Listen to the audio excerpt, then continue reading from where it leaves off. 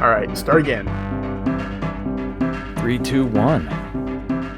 Hello and welcome to the Hackaday podcast. I'm Elliot Williams, editor-in-chief of Hackaday. And I'm Dan Maloney. I'm a staff writer at Hackaday.com and community engineer at Hackaday.io. This is episode 171, wherein you can rent the Apple Toolkit, DIY an industrial CNC, or save the birds with 3D printing. This week in the news, a couple days ago, Jenny List wrote up something near and dear to my heart, actually.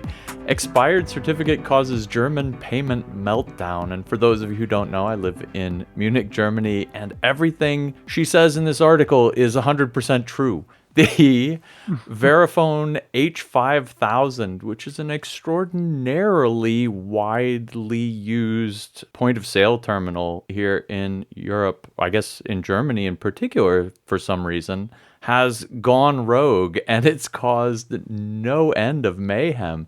Imagine you go to the grocery store and can't pay with your credit card. Do you have the cash on you to make that purchase? No, you don't.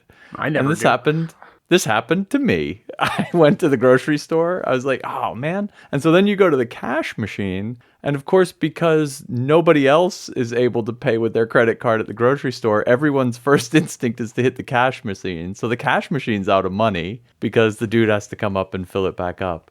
It has been financial services mayhem here. And getting to the bottom of this is really difficult. She pointed to some of the early reports, which was that there was a problem with a signing certificate that had expired. And it looks like that's part of the problem.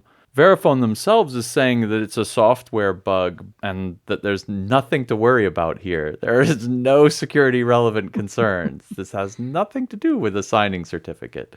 One way or the other, they pushed out an update sometime in late December, and the devices that have this update work just fine, and the devices that don't have this update don't work anymore. And I don't know how many hundreds of thousands of these there are in Germany, but random sampling in my neighborhood, there's 5 or 6. So, yoicks. Maybe the reason for this is sort of a monoculture of point-of-sale terminals. Yeah. Which I don't see here in the United States. I can't think of 2 stores that have the same brand of point-of-sale terminal from one store to another, even sometimes within a store. There's completely different terminals. I don't know how much of this is related to that sort of monoculture thing, knocking out a whole bunch of terminals. Is it the terminals themselves, or is it in the service that's behind the terminal? Who knows, right? But seems like the safer alternative would be to have sort of a diversity of terminal types. If one got killed by something like a certificate problem, like this one seems to be, then maybe other ones in another store don't. And you can always go to another grocery store. Right. Yeah, I've got a cart full of groceries I can't pay for. That pretty much sounds like a you problem, not me. See ya. Gotta go later. You put it back on the shelves. You didn't want my money. I had it. Yeah. So maybe it's a case for POS diversity. Yeah, for sure. And you do have to wonder why this is only happening in Germany. What's up with that? Is it firmware that's tied to specifically German language installs or something? I don't know. It's also running a now deprecated banking protocol. And so this whole kind of era of point of sale terminals was due to be swapped out a couple years ago and was supposed to be actually swapped out by, I think, next year or something. And so it's kind of being end of life. If there is some kind of a silver lining here, it's that a bunch of terminals that maybe needed to get out of the system anyway are getting out of the system sooner. And I'm just going to go out on a limb here and say, since it's a German problem and it might be related to character sets or something like that, it's the umlaut's fault. It's always the umlaut's fault. It's got to be the Who umlaut. knows what they're up to? They're up to no good is what they're up to. No good. I just like saying umlaut. Come for the beer, stay for the umlauts. or vice versa. I don't know. Either one. All right. Well, that, I think, about brings us to the What's That Sound drawing.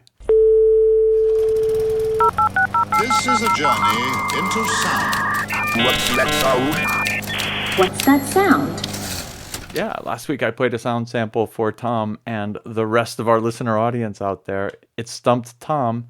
It didn't stump all of you. Let's see. Do you want to give it a listen, Dan?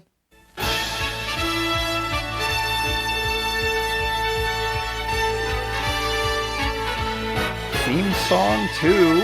There you go. You are also 50% right, just like Tom was. That's as far as I can go. Theme song 2, something majestic. Voltron, Defender Oh, of the Voltron? Universe. Ah. Yeah, pretty good, huh? Good one. Yeah, I thought it was kind of nice, actually. It's majestic. Yeah, right? Wait till the electric guitars come in. Tons of people answered this one. Wow, 25 people answered it. 24 got it right. I guess, if I'm counting the following as right, this is from Bobbert V 2.0 patch level 1. It's clearly the sound of a man in his 40s living in the basement of his childhood, trying to relive the joy his formative years by blasting the theme song of Voltron, Defender of the Universe, to cover up the complaints of his octogenarian parents asking when he's going to get a life. I don't judge. That paints a picture. Yeah, doesn't it? This is actually a suggestion from my wife. Someone who goes by the, doubtless his real name, Red Lion, said, "This is the core of my childhood hopes and dreams. Voltron, Defender of the Universe." I'll count that as right. Anyway, marvelous job, everybody. Like I said, 25 entries, 24 of them were right. Good number of them were snarky. A good number of the nicknames were playing along. Like, you can't beat that. Resistron, Defender of the Electrons. So here, I'm going to draw a random number. I'm pulling from my computer's entropy pool, looking at dev/urandom. I'm turning it into a binary number, and then I'm turning it into decimal because I can't deal with binary. And the last digit is 3. Actually, the last 2 digits are 03. So that is number 3. Tony, congratulations. The theme song from Voltron, Defender of the Universe. Spot on. I will get in touch with you and we will work on getting you a t-shirt. The rest of you, come back next week. We'll play another sound and you'll have another chance to get yours. You know they have dice, right? All right, my first hack this week is from Radomir Dopieralski, alias Deshipu. This is his entry into the Hackaday Prize 2022. By the way, we are 2 weeks out from the end of the recycling round. So if you've got a project that's about recycling or made with recycled parts, get it on in. His is Pew Pew LCD plays with Python. And actually the recycled bit here is the LCD screen. These are RH112 screens. You may know these from such devices as the Nokia 1202 phone. Radomir's device here, it's kind of a credit card form factor, maybe a little bit bigger. It's got an SAMD21 on it. It's programmable in CircuitPython. It's got a few capacitive sense pads and this LCD screen, and it's basically made for workshops he runs to teach people to program and teach people to program games in particular. And this is his whole Pew Pew ecosystem. It's fantastic. He made the decision way early on to limit himself to an 8x8 matrix. And so this LCD screen, even though it has more pixels than that, just displays blocks, although they're dithered to be kind of like different colors. This is the most minimalist version of this kind of learn to program game console he's come up with to date. It's got no buttons. It's got cap sense buttons. It does have an LDO so that when you plug it into 5 volts by USB cable, it doesn't fry. But basically, it's got the microcontroller and the screen, and then, some wires connecting them all up. Oh, it's got an on-off switch too. That's fantastic. This enables this to be produced on an absolute budget, and also kind of the absolute simplicity of it is less intimidating to people who are just learning to program. But that doesn't mean it's without creature comforts. It's actually a super clever design. It uses a couple features that he picked up from other projects he's seen. I talked to him about it because I thought it was super slick. One of which is a USB micro power/programmer port up in the upside corner, and he's made it like an old school card edge connector, and it fits into a USB micro cable just by virtue of being printed on 0.6 millimeter thick circuit board. It's like a card edge connector that hooks up to USB, which is a super cool trick and totally convenient. And the other thing is the battery holder. Again, it's a thin enough board that it's flexible. He puts a coin cell in there by like making clever cutouts that let you bend part of the PCB up to hold on to the top of the battery, and then it presses against the board to make the contact with the other side of the battery. And that reduces like the BOM on this thing to essentially nothing. Yeah, I think to me, that's the key here is the simplicity of this, and the lucky break of being able to, well, maybe it's not a lucky break, maybe it's designed that way. The fact that you can stuff a 0.6 millimeter board inside the innards of a USB micro like that and have it work. Really slick, really well thought out. I'm actually happy now that I have a name to the handle for Deshapu, because he's a very frequent contributor on Discord and on IO. See him around all the time, all hours of the day and night. I don't know that he understands what sleep is. But anyways, I like the design. The artwork on it is great too. And Yeah.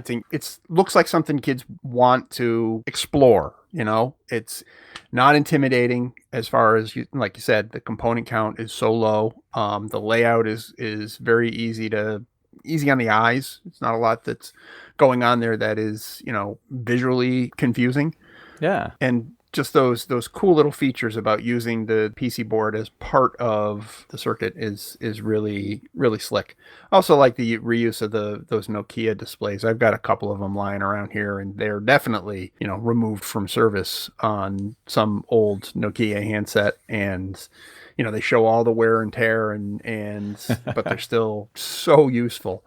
Great things to have around, and this looks like a really cool way to put those things to use. I was talking to him about some of the design decisions.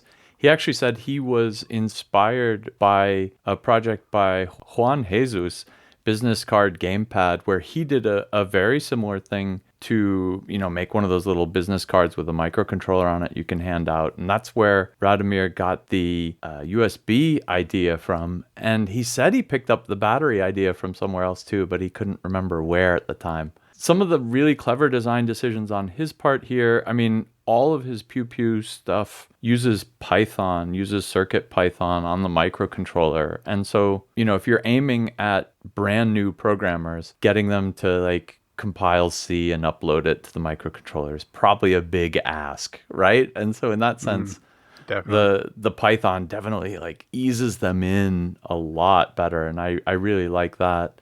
He talks for a sec about his choice to use a coin cell on this. And, because it uses an LCD and just a microcontroller, it doesn't use much battery at all. So you actually kind of can get away with using a coin cell. And he thought for a while about using a rechargeable battery on this, but of course then that means you need a recharging circuit, which is a lot more. And he's like, look, these are designed for a workshop, and somebody's going to use them in the workshop where they're going to have it either plugged in or running on battery to show some other people. Then they're going to take it home, and they're going to have learned to program a little bit, and they're going to put this thing in the drawer, and it's going to sit in that drawer for a year or two until they like pull it out again and want to play with it and show one of their friends what they made on it, right? And then you want it to work again. And if you had a rechargeable battery, chances are it will. 2 years later, it won't work with the rechargeable. With this coin cell, it absolutely will. And I think he's right on that. I think that's a, kind of a smart and refined design decision. And the last thing he was super proud of is he put a bunch of holes along the bottom, and they're staggered a little bit so that you can actually just like kind of wedge a pin header in there and connect other things to this. So it's not just the little game board, it's also like super easily expandable afterwards. I think in his mind, he has this as being something just for a workshop, but then he's kind of trying to think about what happens, later on in a couple months when the person pulls it back out of their desk drawer or, whatever. I presume if they're kids, they don't have desks. What do kids work at? Where do they do their work all day? The kid pulls it out of the drawer and is like, hey, maybe I could play around with these pins too. Yeah, that's a real subtle design feature, and I didn't really even notice that there was that stagger that, and then I assume they're plated through holes, so you just wiggle jam that header in there, and it's doing the business. I mean, it's not the greatest connection, maybe, and you might want to make it permanent at some point, but little tactical kind of project. That's really, really clever. I just like this one because it's so refined. This is Deschapu's like 37th Pew Pew game machine that he's made, and it really shows. The advantage here is that you can, use all his old software on it, and this is a particularly nice way to do it. So if you've got one of these displays kicking around, by all means, order one of these up and make one yourself. All right, my first pick is NYC hangs up its last payphone. This is by Christina. When's the last time you saw a payphone or used one? I mean, I can't think of when the last time either one of those things happened. It's been a long, long time. And in some ways, that's completely expected. You've got a cell phone in your pocket, more than likely. What's the point of all this expensive infrastructure that, has to be maintained? And there's real estate issues, there's electric issues, there's all kinds of issues with having payphones around. But in a way, it's a little bit sad. I had to use payphones all the time. I mean, I can't count the number of high school misadventures that included, the search for a payphone to find out exactly where I was in the world, pre-GPS, pre-cell phone, all that stuff. Those 2 a.m. phone calls to my parents. Hey, guess what? It happened again, that kind of thing.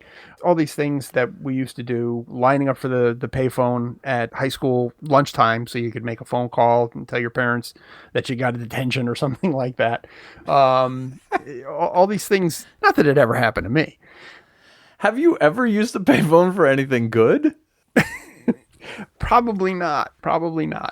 And actually, that's one of the things that sort of came back to me when I realized that payphones were this source of a lot of different things that we kind of take for granted now. They were a source of anonymity, because you could, if you needed to make a phone call that you didn't want anybody directly tracing back to you for whatever reason, you could go to a payphone, drop a dime.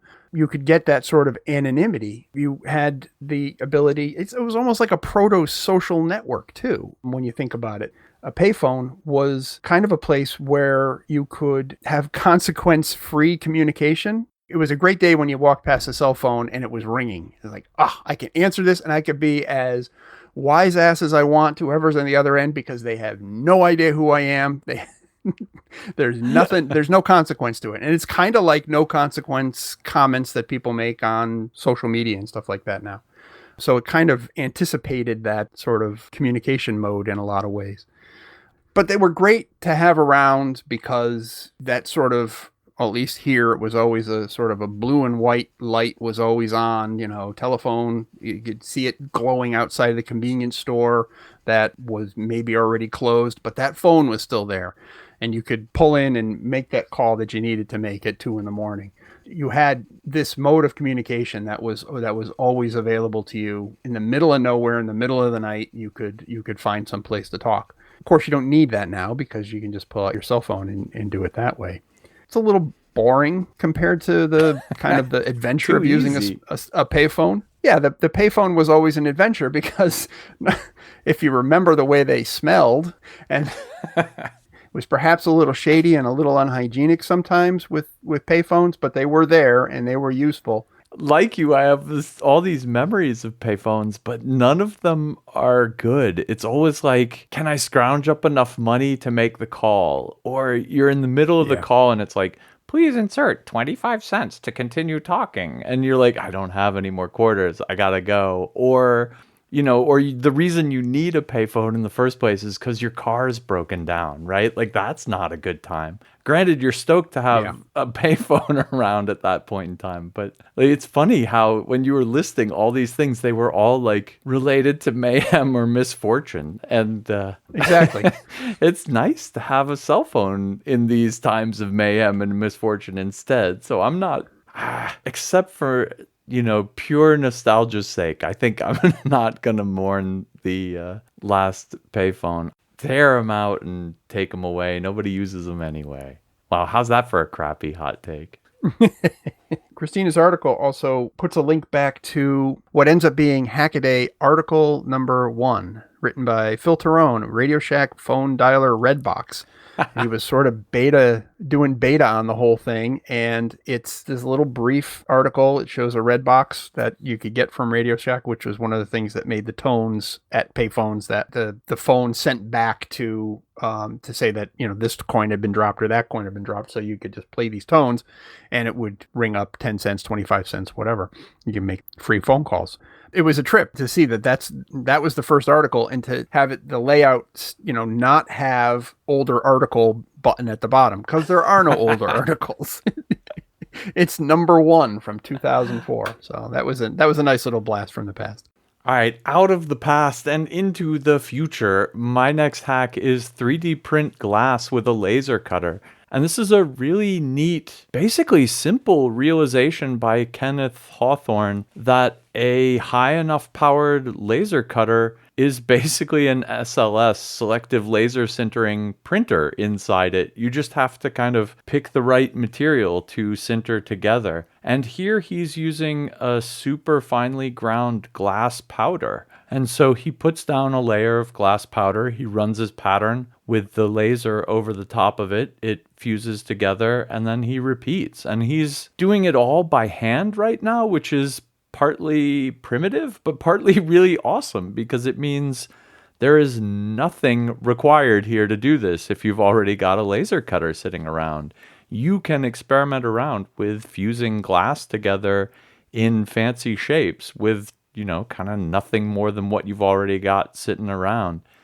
Things he's playing with include focusing and defocusing the laser beam on it, and speed of how quickly you run around the circuit. So like he's making a bunch of rings as his test piece, and when he goes slowly and fuses it in one pass, it burns the glass a little bit and it gets a dark color. And then he'll do it faster, but in multiple passes, and it'll retain its original blue color. The article is just about his kind of introductory experiments with doing his own glass selective laser sintering, but with essentially no budget, like a $4 bag of glass powder from the internet and the laser cutter that he's already got in his makerspace. But then it also reminded me that we don't see enough of these kind of, selective sintering / like powder, build it up by layers, adhere the layers together kind of 3D printers out there. And I had seen one just recently, and I was trying to remember where it was because it was a supremely refined design. And so I went and dug it up for you. You have to go check this one out. It's by Ivo de Haas. It's his Oasis 3DP 3D printer. He entered a version of it where he was doing 3D printing in wood and glue and experimenting around with wood as the powder. It's wood powder and glue, and experimenting around with different glues to make this work. He entered that into the sci-fi contest? What? That didn't fit at all. But then I stumbled on his printer design, and it's beautiful because it's basically got 2 circular wells that go up and down, and one of them will hold the part and the other holds whatever the powder is that you're kind of making the thing up of. And what that means is that with a very simple mechanism, he can kind of push some of the material up out of the one pit and then roll it over with a roller and then glue, or in this case laser sinter it together, and then lower the one with the object in it down just a little bit, and then raise the other one up just a little bit and roll again. And this makes for a particularly simple and elegant way of getting the powder, getting a new layer of the powder over the top, which I think is the really hard part in these kind of multiple layers of powder, like selective laser sintering or selective gluing of grit together printers. And I just love his design, and it looks like it's superb to use. And again, he's been working on this project since at least 2018. So time for this project to get some recognition. And if you combined a mechanism like that for dispensing the glass powder and flattening it out with kind of Kenneth Hawthorne's idea that you could use a commodity laser cutter to do sintering of glass, I think you could have some real fun with this. So in my head, I've got this mashup of Ivo de Haas's design and Kenneth Hawthorne's use of just a simple laser cutter to put the two together and make some pretty interesting, high accuracy, small objects out of 3D printed glass. How cool would that be? There's been kind of a confluence of glass related projects this time around. Yeah, right? There was this one, the sintering project, which I think is a really good first approximation kind of thing. Yeah. Just the question is, hey, can I stick glass together? The question isn't, can I build a 3D printer for glass? Yeah. The question is even simpler than that. Will the laser even sinter this? Like you said, what's simpler than that? Get a bag of glass powder, smear it on the bed of the laser printer, and yep, okay, I can do that. Now I could work on the next part, which could be something similar to like that 2-tank feed method that you mentioned in the Oasis, or could be something else altogether. I know there's a lot of fussy stuff about getting that next layer of powder indexed, calendared correctly on the print surface. I've seen that as a big problem in other SLS sort of systems. So, For sure. That's the hard part, I think. That's something that needs to be solved. But the thing that makes it possible is, okay, with this laser, I can already sinter the glass. So I know I can do that part. Now let's work on the kinematics of it, a little bit more. I really like that kind of, the go no go decisions that you put in the path of how to make a project go forward. I think that's wise engineering. I guess what I'm on about with glass is it's not really a material that we use a lot for these kind of projects, for kind of obvious reasons. It's brittle. It's hard to work with as far as, machining it and doing operations on it. The subtractive methods don't really work well. The typical subtractive methods, it's not like you can take a sheet of glass and put it on a table saw. I mean, you can, but, it's probably not going to do the thing you want it to do. So additively, this is great, but subtractively, there's a whole world of glass manipulation that probably deserves to be explored. And one of the things that I noticed was James Clow over at Clow 42 using a laser cutter to do some etching on glass to recreate the screen of an optical comparator, which is a tool for in the machine shop to magnify things so you can make measurements of profiles and stuff like that. It goes to show how difficult it is to work with glass, both additively and subtractively. It's not the most friendly material that we have in our toolkits. For sure. I think you've got a great insight, though, that it's got to be easier to work with additively than subtractively. I just like the idea of 3D printing out of stuff that's not plastic. And I do think that's cool. And these kind of sand/glass/ I don't know, there's an old one. Wendell Oskey made a candy one that I think it used a heat gun or a hair dryer or something to melt sugar together and kind of caramelize it. That was awesome. I don't know, the powder machines, I think they need more exploration because they let you work with different materials from other kinds of machines. I think that alone is worth playing around with. My next pick is the huge Apple toolkit for fixing your iPhone. Jenny List wrote this one. As one of the comments of the article said, this is probably an exercise in malicious compliance. The story is that Apple, on request and a payment of $49 rental cost, will send you a kit of tools to fix your fill-in which iDevice you want to fix, your iPhone or iPad or whatever. And the kit of tools is no fooling around. It's two big Pelican travel cases that are stuffed with jigs and plates and heaters and all kinds of stuff. It's not just like Jenny said, it's not your, iFixit toolbox. This is some serious stuff. They'll send this to you and you use it to do all of the fussy parts of opening and closing your iDevice, which generally means applying heat in just the right place at just the right amounts, which is what these plates are for. They're specially machined to fit like the exact outline of an iPhone, say, and heat up only exactly where the adhesive is, only to the degree that it needs to be heated to soften it. And then you can take the back off and put a battery in or whatever you're going to do. This isn't something that's going to be sent to the average Joe citizen. People like us, we'd probably look at this and say, all right, cool. I'll take this set of tools and give it a shot. Because once you get the case open, the very definition of no user serviceable parts inside, there's nothing in there except maybe for the battery. There's very little in there that you can just say, oh, I'll just take that out and put this in. It's not like that. There's micro soldering involved. You're going to need a microscope, all kinds of things that you're going to need in addition to this toolkit to repair your phone. So in a way, it's sending you stuff that only gets you, maybe 10% of the way there for whatever the repair is. But I kind of feel like Apple thinks, well, okay, our requirement is to make available the tools for effecting a repair on your phone. Here you go.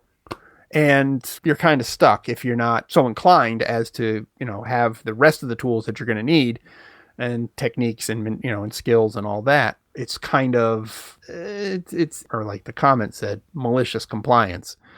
However, it only costs $49 to do this. So if you are so inclined, you could rent this toolkit for $49, which gives you all of these plates and jigs and tools and things. It wouldn't be too difficult to reverse engineer things. I can see, like, I'm looking at the spread of tools there. There's things there that are just clearly, machined out of a block of aluminum. Take some measurements, get a CNC machine on the job, and maybe you have your own copy of these tools, or maybe you just suck up the $1,200 for not returning the equipment and you've got the tools, and you could start your own business repairing iDevices. I do not recommend this. I'm not advocating for it. I'm just saying $1,200 might be a minimal investment to start a viable business repairing iPhones and iPads. I like the way you think. I look at this and I don't get the complaints at all. I'm like, $50 for renting all that crazy equipment? I mean, it is what it says here in the article, 36 kilograms of tools. Like, that's absurd. This is show me what you get if you go to your local hardware store and give them $49 for equipment rental. Maybe you can get to use their like tile cutter for a weekend, or like a chainsaw or something. For this, you get like all of this precision equipment. You get the heater thing that pulls the front screen off. It looks like a bargain to me. I can't tell if there's like a 3-ring binder in the picture. If you get like an instruction manual for how to do it along with this. Yeah, it looks like Hell, I'm down with this. Are you crazy? Like, I mean, this is all predicated on something that I think everyone in the comments touches on, which is that the phones are designed to be difficult to repair, or rather, they're designed in such a way that ability to be repaired was like way in the back seat, if it was even in the car. They're designed to be like waterproof and slick looking, right? And like repairability, schmapairability will just get people to buy a new one. Can't even change the damn battery. But that's not the point. The point is, once you get past that, this is an awesome thing they're letting you do here. I don't know. If I had an iPhone, $50, I would rent one of these for the weekend just to see if I could take the thing apart and put it back together again. Exactly. Maybe if somebody else had an iPhone, I would do it for them. My last hack of the day is from Business Insider. What? And it's a video saving birds with 3D printed boats. And I thought this was a fantastic video. It's kind of a documentary. It takes place in Butte, Montana at the Berkeley Pit, which is an old copper mine that I guess when they abandoned, it started to fill up with water and became so acidic with essentially sulfuric acid that it kills birds that hang out there. And it's in a migratory bird path. So the question then for environmentalists is how to scare the birds off. And the video's about Mark Mariano, the waterfowl protection specialist, whose job it is to basically scare birds off of the acid lake. And he's got the interesting, and I think it's like a super hacker job of figuring out how to best scare birds away from a toxic lake. And For the longest time, this was done just simply by shooting nearby the birds, like with a rifle, to scare the birds away. And since then, they've got up a whole bunch of different, like, bird scaring apparatuses. And it looks like just a hell of a lot of fun. And he's doing a good thing, which is saving birds' lives from toxic lake. How can you complain about that? In some, they have propane cannons that they shoot every couple hours. They're actually on a timer, so the thing fills up with propane and then lights and it goes bang. They've got whalers, which are basically loudspeakers pointed down there that make kind of weep weep warbly noises. They've got high-powered lasers that they can use at night, just green laser pointers that can scare the birds away. They've got a quadcopter. They've got a whole bunch of remote-controlled and quasi-autonomous boats that'll go buzzing around the water to scare the birds off that are there. They've even got fireworks that they can shoot off, and he rolls out this thing of like a bunch of PVC tubes that they apparently use as mortars to launch their fireworks off of to scare the crap out of the birds on the lake.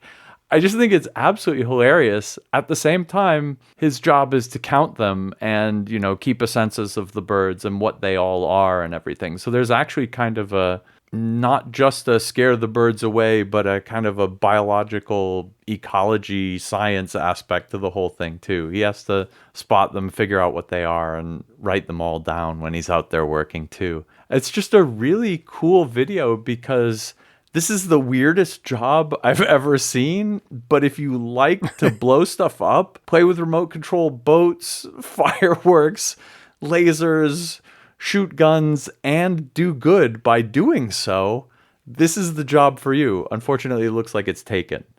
Different birds are going to be scared by different things. What works on one species of duck isn't going to work on another one. And then at some point, you know, they've just seen it all. The birds will figure it out. So they're like, yeah, whatever. Yeah. This actually isn't too far away from me, and I've driven right past this. The Berkeley pit is both beautiful and disgusting at the same time, because it's beautiful because it's this strange, like, Caribbean colors in the water. But it's not because there's beautiful white sand underneath there. It's because that's actually the color of the water. It's copper and zinc and lead and whatever else, and the acidity and yikes. And so it's this big horrible scar on the landscape. It's a legacy of the mining industry, and we have a similar problem over here on this side of the Continental Divide. Lake Coeur d'Alene, which is the lake in my town here, is fed by the Coeur d'Alene River, which goes through the valley. It's called the Silver Valley, and did a lot of lead mining, a lot of silver mining, the Galena mines up there. Before, you know, in EPA sort of regulations and all that stuff, they just did what they did. Their tailings piled up by the river. The rainwater seeped through and just leached out all this toxic heavy metals, and it ended up coming down into the Coeur d'Alene River and coming down into Lake Coeur d'Alene itself. And we have the same problem with swans. There's a migratory species of swan that will come by and get into the sort of the marshlands up at the top of the lake. And when we drive by, you're looking at them like, oh, guys, no, don't. That's not good, because there's so much lead in the sediment that's like they're sifting through to look for something to eat. Their necks get wobbly. They can't hold their heads up, and it's tragic to see. You know, but you drive by and you're honking your horn, and they're just looking at you like, what? No, sorry guys, we don't want you there. Same with the moose. Like moose will be there browsing. You're like, oh no, please get out of there, guys.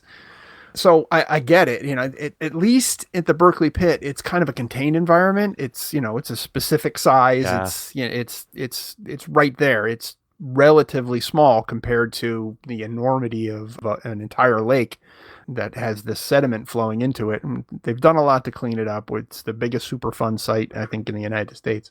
So I kind of sympathize with this guy's job. I wish there were a way that we could do the same kinds of things to protect these swans and the moose and the other wildlife, the bald eagles. We get a ton of bald eagles every winter if we could do the same thing here, I would sign up for that. Heck, I would sign up to go out to Berkeley Mine and play with these 3D printed boats and shoot at the water to scare off birds. I wouldn't even have to volunteer. You pay. I'd pay to do it. Right. I like the fact that they're trying. And in the comments, people are saying, well, why can't they just fix the problem, fix the water?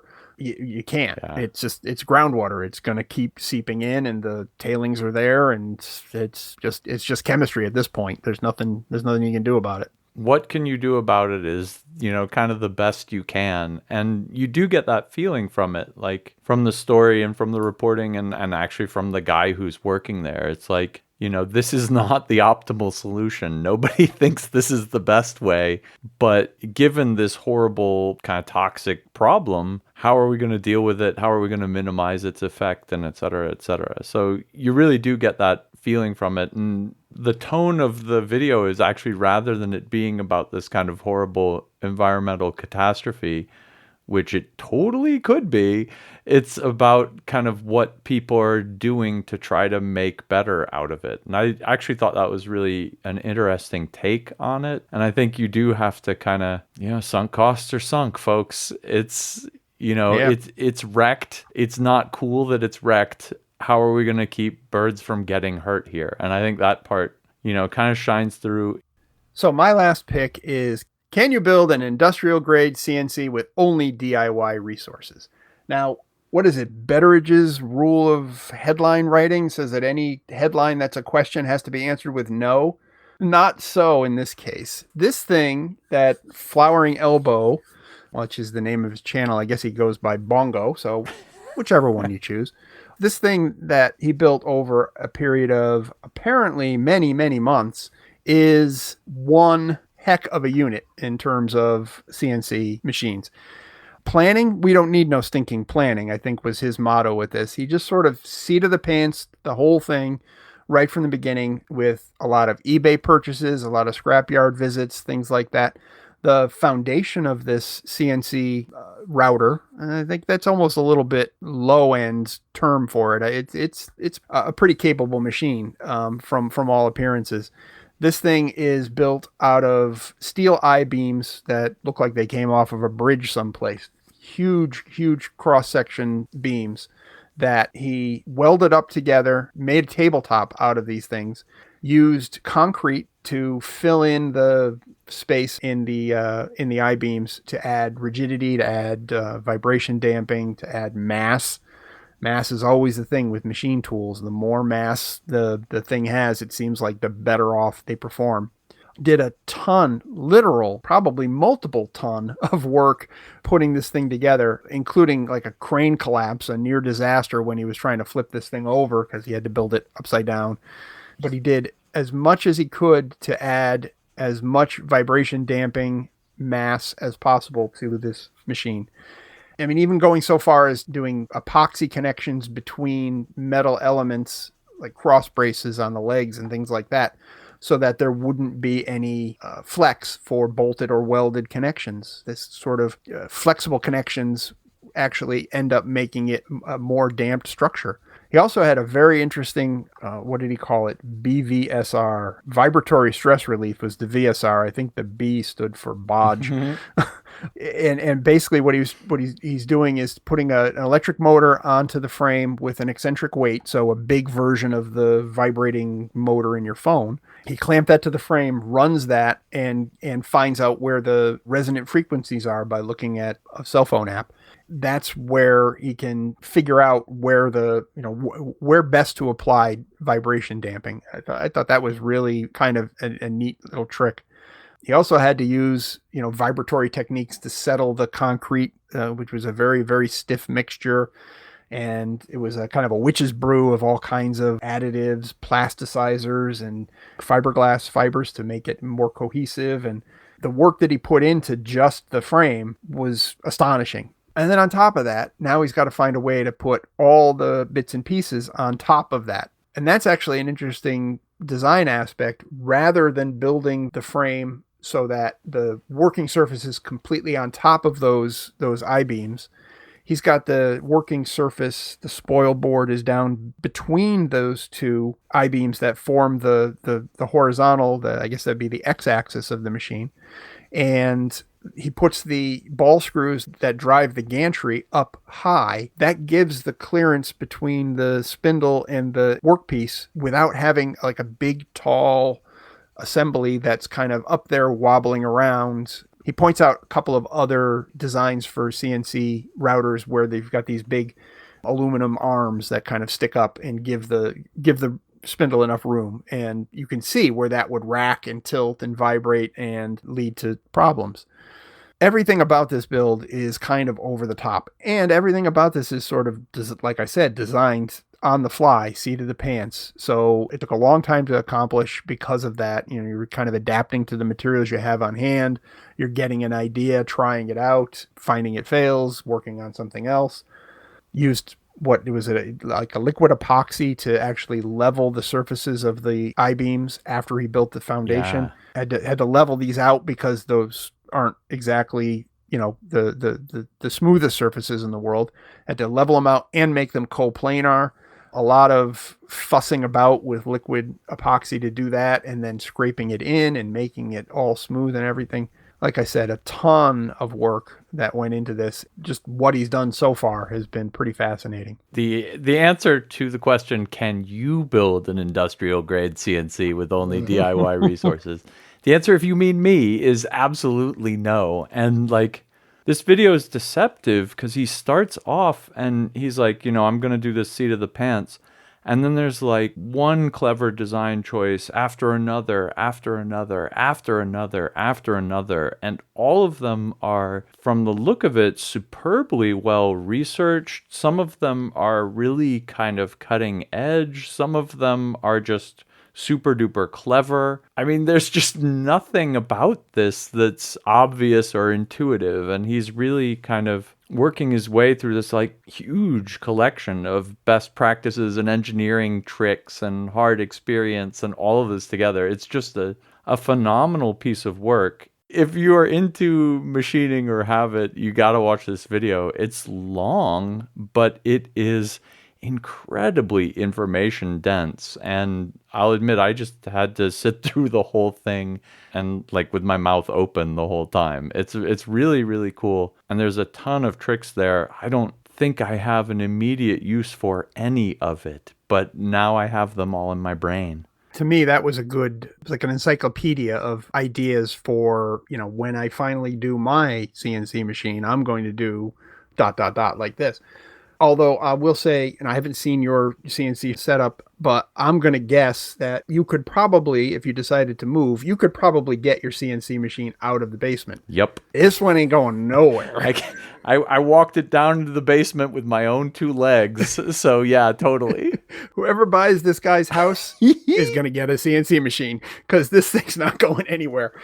True, it's just massive, and it doesn't actually look like a very big shop. He gets a lot done in a small space, does a lot outside too, but he's also got a really kind of infectious enthusiasm for what he's doing. And that's part of it. I mean, you say, you know, you couldn't build this, but you watch this and you feel like, yes, I could do it. He did it. He did it. And he made me feel happy while he was doing it. I can do it too. This has got a lot of ideas for Dan's future CNC. And I love the idea of mass equals damping, and, you know, mass is correlated positively to precision. And I really like the idea of building something that's not a wimpy aluminum extrusion or, you know, plywood or whatever. I mean, any CNC is better than no CNC, which is what I got at this point. I'll race you to cut something out of aluminum. On your marks, get set, go. Yeah. On the other hand, you say steel. We could talk later. We'll both get out the angle grinder. All you guys who and girls who have machines that can do these things, I applaud you no matter what they're made out of. But, you know, if in my ideal world, I would build the big machine, and that's what this thing is. It's a unit.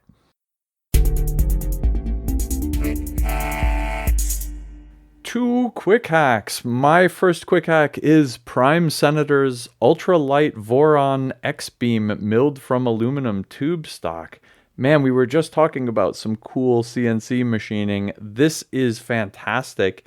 He's basically taken some normal hardware store square aluminum profile stock and cut it out so that all that's left are these kind of triangular trellis ribs, making an incredibly lightweight and phenomenally beautiful X-beam for the fast-moving parts of a 3D printer where weight matters. I think this is a great application of cheap stuff you can get from the hardware store, plus lots of time and effort on the CNC machine to make something that would otherwise be kind of unobtainium. Next up, DACnod, check your mailbox using the AirTag infrastructure. This is his hack to make an NRF51 microcontroller speak to the iCloud and use their Find My Device network and the Open Haystack software to build an ultra low power mailbox opening detector device. But this is your reminder that Apple is providing us this free network out there, and we can use it for the simple price of installing Open Haystack on some of your computers. And finally, Look Mum No Computer, how to move a full-size church organ from a house to a museum. This is about Sam's This Museum Is Not Obsolete museum. And in this video, he has taken the final step into turning his insane hoarding into YouTube gold. I love church organs. They're phenomenal machines. And this is an epic story of saving one and putting it in his own personal old tech museum. Absolutely lovely. My first pick is Bottoms Up. Soda can help with almost any project. This is an interesting one that uses the common beverage can, soda can, beer can, what have you, cuts the bottom out of it. That part being extremely engineered to do exactly what its job is, which is resist pressure, give the can structural integrity, be able to stack one can on top of each other. It's got multiple functions. And when the can is done, you can turn it into a small parts holder with this little 3D printed jig and an insert. The thing that gets me about this is, first of all, how engineered soda cans are, how minimal the materials used in them is. The material is wafer thin. And also, it reminded me of a project I saw many years ago I wrote about, which was actually using the aluminum from soda cans and machining it to make a Tesla turbine. Next up, track down ghosts in your Wi-Fi with the Ponton Pack. Not Proton Pack from Ghostbusters. It looks like that, but Ponton Pack. But this is a great looking build. It puts a whole bunch of Wi-Fi diagnostics into something that looks vaguely similar to the Proton Pack from Ghostbusters, where it doesn't hit the movie accurate prop correctly. Everything is really imaginative and looks like you would imagine a Proton Pack that sniffs out Wi-Fi problems to be. And last up is Marcus Mears with 3D Print a Color TV. This isn't just printing the case of a TV and putting in an LCD screen in a Raspberry Pi or something like that. This is actually printing a mechanical TV, the ones that never really were as far as commercial products. Mechanical scanning was a thing, and this one uses what's known as a NIPCOW disc, which is a flat plate with a series of holes that are kind of on a spiral trajectory. So as this spins at high speed, the dots made by the holes scan across, and when you put a RGB LED behind that and run the whole thing together with an Arduino and a bunch of code, you can actually get a pretty usable image off of this. It's tiny, yes, but surprisingly clear, and I really like the idea that it puts all these mechanical parts together to turn what we normally consider to be a completely electronic process, and has been for the last however many decades. It kind of revisits that whole mechanical thing and makes it even better than the original mechanical TV scanning crowd thought it could be.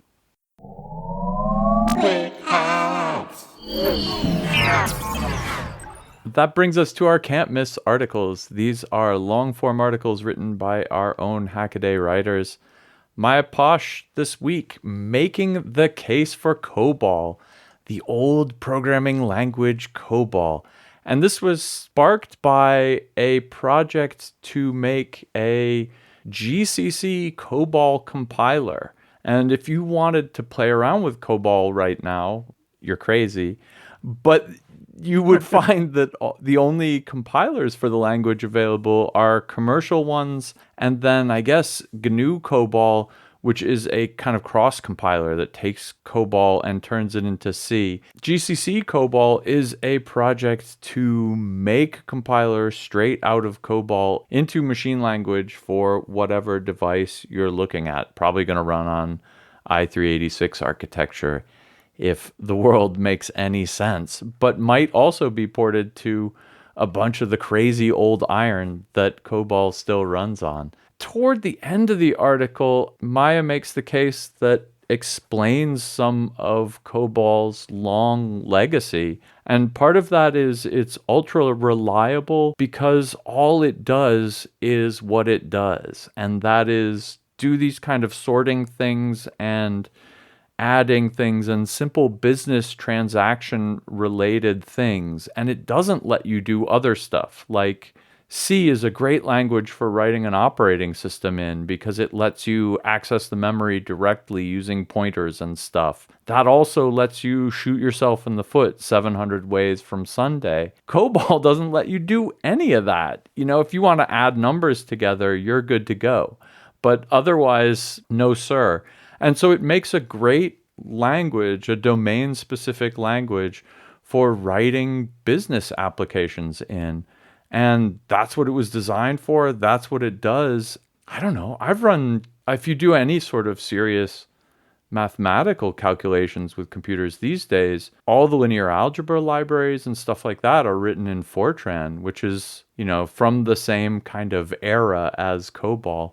And again, this is just code that is brutally fast. It's, optimized every little bit of advantage out of it. It's extraordinarily well tested for basic linear algebra libraries, right? And so you're not going to write anything in Fortran, but the underlying libraries that you use are. And I do think that Maya has a really good point here, that there's something useful about these domain-specific programming languages where, you don't need a general purpose programming language if all you're ever going to do is make business applications. Or you don't need a general purpose programming language if all you're ever going to do is hardcore scientific number crunching. If you kind of step back from this, I'm only ever going to learn one programming language in my life, to something more like reality, where you realize you're going to have to mess around with databases. So someday you're going to have to learn SQL, or you're going to want to learn Python because it's nice to glue everything together. And you're going to need C because you need to do some low-level memory stuff. JavaScript if you're going to do the web. You come to terms with this idea that you're going to have to learn different languages to do different things anyway. It's not so weird to think then about optimizing the languages to do the thing that you would do with them. And I think that's where I give COBOL now more respect than I did before reading this article. I can see the value of these domain-specific languages rather than general-purpose languages. Heck, it was only maybe 5 or 6 years ago. One of my friends was a programmer at a large financial company. In fact, it was the largest possible financial company. I won't mention its name, but they had a ton of applications that were written in the 60s. Yeah. And there was code in there, there was code in there that was COBOL and plenty of other things, and nobody touched it. That was the rule. You don't touch it. It's in production. That's right. And it's running on, whatever, I don't know what it was, some sort of mainframe someplace, and nobody touched it. And he was one of the few people who actually got a chance to look at it and have a little bit input into how to maintain it. But the basic maintenance on that was, get the hell away from it. It's working now. We're not going to mess with it. And that does kind of bring us to the other reason that you want a COBOL compiler in 2022. And that is, assuming that there is all this legacy code out there and the last COBOL programmers are all super graybeards, who is going to maintain this code into the future? And the answer is, if you haven't played around with COBOL, not you, And so this is the beauty of having GCC COBOL. It's free, it's open source. If you want to screw around with COBOL, not professionally, not on any, multi-million dollars a second mission critical banking platform, but just on your laptop, you can get GCC COBOL for it and play with it. And this project's just starting, so we're not to the point yet where I'm telling you to go out and download it and start writing your own applications. But that, I think, is one of the main motivations here, is that if all the COBOL skill in the world dies out, who's going to fix these machines? And so part of the answer is, hey, let's build up a free and open COBOL environment infrastructure so that people who might be interested in, at least playing around with it can do so with very little startup cost. And it seems to be like the answer to these questions, well, why don't you just replace it? Why don't you just write it over again? You do the same thing in a modern language. And it's easy to say, but it's kind of like saying, well, you know what? London wasn't laid out very well in the first place. Let's just dynamite the whole thing and build it fresh with nice roads that cross at 90-degree angles and aren't named the same thing. Should be easy. What's the worst that could happen? Should be easy. Let's just get Probably on with won't that. dig up anything we don't want to dig up if we do that, right? Yeah, it's kind of the same scale of process or of problem, especially in these large financial applications, which just sort of work by magic now at this point.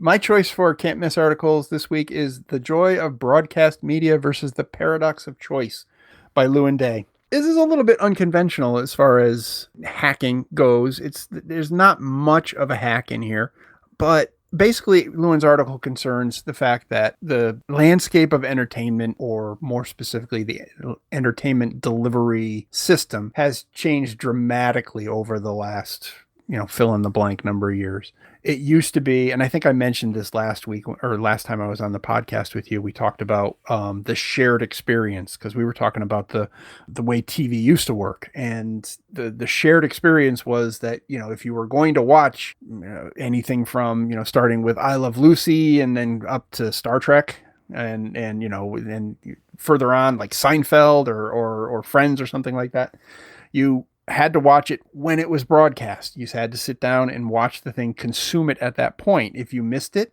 too bad for you. If you missed the season opener of The $6 Million Man in 1970, whatever, you were out of luck. You didn't get to see it until the summer when they did reruns, if they chose to do that particular episode as a rerun, and if you happened to not be outside playing at the time. I'm not saying anything like this happened to me specifically, but it was the shared experience of TV that was kind of part of it, because you could talk about it the next day, either on the school bus or at the office or whatever.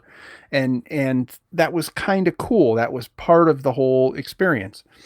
Plus the fact that there were maybe 3 or 4 channels that anybody could get, unless you happen to live in a really big market like in New York City or something like that. You were severely limited in what you could watch.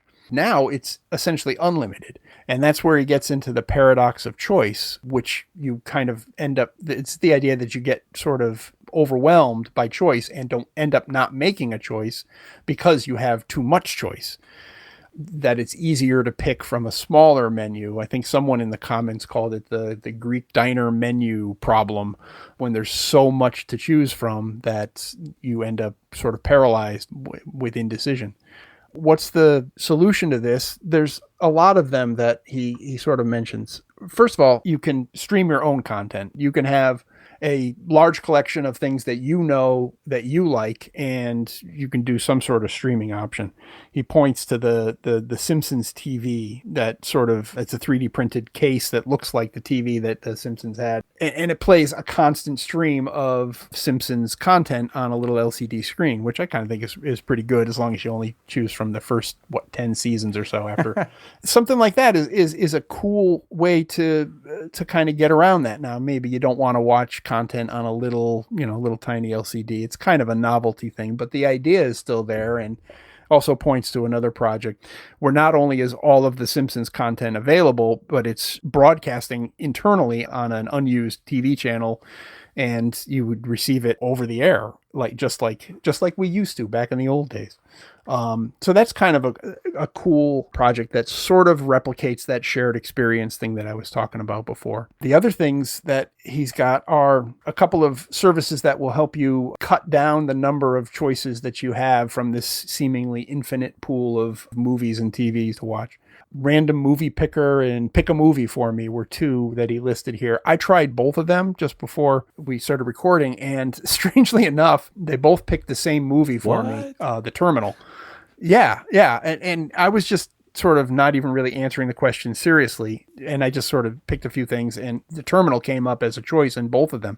I had seen that movie, and I wasn't particularly interested in it at the time I saw it. I'm certainly not interested in watching it again. So they were wrong.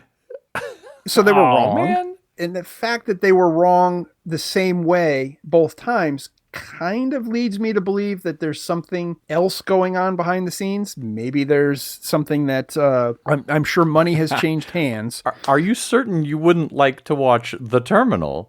We hear The Terminal is really good. The Terminal is so hot this season. Everybody's watching The Terminal. Exactly. So I think there's probably a skewing of the results for pecuniary reasons, as they say. So I wouldn't necessarily trust that. But the other things like Netflix roulette and date night movies, I kind of like the idea of date night movies where, he wants to watch this and she wants to watch that. So we put those two in and it says, okay, something that comes out in the middle is, and it ends up being a rom-com probably. Yeah. But all these things are kind of interesting hacks that get around the problem of too much choice. You could say, wow, what a first world problem to have. You don't know what to do with 3 hours of your time or 2 hours of your time every night when you want to just watch a movie. But I kind of like the idea of recreating that shared experience. And I've seen my kids do this from time to time. My son went off to college at the beginning of the semester last year. My daughter and he are pretty close. They used to watch TV together all the time when he lived here. Now he doesn't live here, but they still watch TV together because they can get on Discord. I think they do it on Discord, and they'll both watch X-Files. They stream the entire season of the X-Files, or the entire, all of the seasons of the X-Files, and, made their stupid comments and laughed and made fun of this and, all that stuff that they do. But it was a way for them to be together when they're not together. And I think that was important, watching them be able to do that. And I think a lot of people are doing stuff like that with the pandemic, not being able to go out as much as they wanted, not being able to have that shared experience. My daughter will do that too, not only with her brother, but with her friends. They'll all get on together and watch some stupid movie together. I think these are all interesting little hacks and ways that people are finding to make entertainment a little more personal in a time when it seems like it should be really personal because you can choose everything that you wanted and you're not getting it stuffed into your home over cable or broadcast on the airwaves. But it was a little more personal then because, like I said, of the shared experience, and you don't have that anymore unless you do take steps to recreate it. I really like that you keyed into the shared experience nature of the kind of old way where we were forced to watch all the same thing at the same time before. Because it really did happen, right? You'd go to school the next day and you'd be like, hey, did you see what happened on He-Man yesterday, right? And that used to, it kind of binds people together in a way, right? And that's totally useful. Yeah.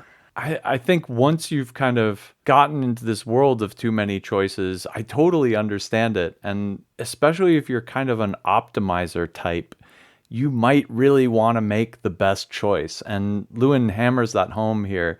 He says, with so many different choices to contrast and compare, finding the mythical right choice becomes practically impossible. And that's true, it is. If you are trying to find the best movie for you to watch right now, you have to say, well, if I'm looking at these two movies, I'll make this pros and cons list, and it's got maybe 6 entries. And then you're like, well, if I'm looking at 3 different movies, that new movie adds in another 5 entries in your pros and cons list. And by the time you get to the whole Netflix catalog, your pros and cons list is thousands and thousands of entries long. There's just no way you can even begin to attack this 1,000-dimensional problem. And so if you're at heart an optimizer, that's a killer. That's the paradox of choice, right? It costs too much to make the best decision. And so one thing Lewin suggests is you just give up and don't worry about making the best decision. There's so many good ones out there. Yeah, meh, you'll be fine. Watch a movie, kid. On the other hand, anecdote time. In my pre-Hackaday life, I was an academic economist working for the government. And we used to go out to lunch together, a whole bunch of us. Boy, 4 optimizer types have to pick a restaurant in Washington, D.C., a city full of good restaurants to go to. Oh, it was horrible. And my solution was the Luncheonator. I wrote a script that had all of our preferences. We all had to fill out a questionnaire. I assumed kind of exponentially decreasing over time willingness to eat at the same restaurant. You know, I like Chipotle, but I don't want to go there twice in a row. And so we ranked on the scale, you know, how much would you like to go there today if you hadn't ever been there? And how much would you like to go there today if you were there 3 days ago and then a week ago? And I fit exponentials to these. And then I summed them up. And so every day, and I swear on my life, we must have done this for 9 months, maybe a year and a half even, religiously. We would say, okay, who's going to lunch today? We would put the names in, and then I would click the button. And it was all in Python, and I had this like PyGTK, this like GTK front end to it. And so you just put the checkbox of who's coming to lunch, you hit go, and it sent out an email to everyone who was attending lunch. And the email said, today we're going to the Thai place. And then at the bottom it said, the Luncheonator has spoken. And on my grave, I swear to you, we all abided by this thing's choices. And of course, there's a whole bunch of like too smart people trying to pick a restaurant. And so like Ted was always trying to game it. And he's like, can I update my preferences? And I'm like, you cannot dynamically update your preferences because I know what you're up to, Ted. And he's like, but what if I jigger it to be like, I always want this one restaurant to fool you guys into going there? I'm like, well, you can do that, but then we're always going to go to this restaurant and you're going to hate it after a while. And he's like, damn it, you're right. And I tell you, looking through these things like random movie picker, like the Luncheonator is a lot of the flavor of date night movies. If I had made this thing public, I'd be a multimillionaire right now. Multimillionaire. And they call economics the dismal science. I can't see why. No, wait. We have walking distance in there to all the different restaurants. And so if the weather was too hot or too cold, we ranked the walking distance factor a little higher. And that was something we added in like a version 2 of it. And then in the end, we had, if it was raining, and there was such a heavy rain penalty, everybody gave the rain factor such a heavy penalty that every time it rained, we would only go to Union Station, which was directly across the street. But Union Station had a food court, and food court means that we all got to go to different restaurants, but, you know, all eat together, right? Like, because we can all get different food there. Yeah. And that was an interesting effect too, because that like we ended up eating at the damn food court, I think, way too much, just because it was it freed up having to make our decisions overlap with each other. We could all just go to different restaurants, but the Luncheonator still told us which restaurant at the food court we had to go to. And so like, it would say, you know, it's raining outside, so we would have to go to Union Station. It would tell me I have to go to the Caribbean place, and Ted has to go to Panda Panda. And like, oh, it was hilarious. We had a really good time with it, and it must have saved us 10 minutes, 15 minutes a day. Our tax dollars at work. It might have been your tax dollars Right? at work. I probably should have been working while I was designing this. Well, you know what? It's you know, when you said food court, it sort of triggered something in me. Blockbuster Video was kind of like a food court, right? I mean, you could go there and, you know, she could get this and he could get that, and, you know, the kids could get this, and, you know, and you end up walking out with a bunch of tapes that, you know, you'd end up not watching because whatever, you know. That was always the thing with us. You know, we ended up, you know, we'd rent 2, and we were always bit off more than we could chew with Blockbuster. But it's funny because the current generation can't get behind the idea of, I've got to wait a week till the next one is Right. on. It's like, well, yeah, that's how TV used to work, you know? And she goes, no, I want to be able to watch 12 episodes in a row or something like that. It's a generational difference, but it's interesting that they're kind of coming to the same conclusion on their own, that the shared experiences, it makes it a little bit better and a little bit better spending of time than just, mindlessly sitting there watching the terminal. That wraps it up for this week's Hackaday podcast. Thanks for listening. If you have comments, you can write to us, editor@hackaday.com.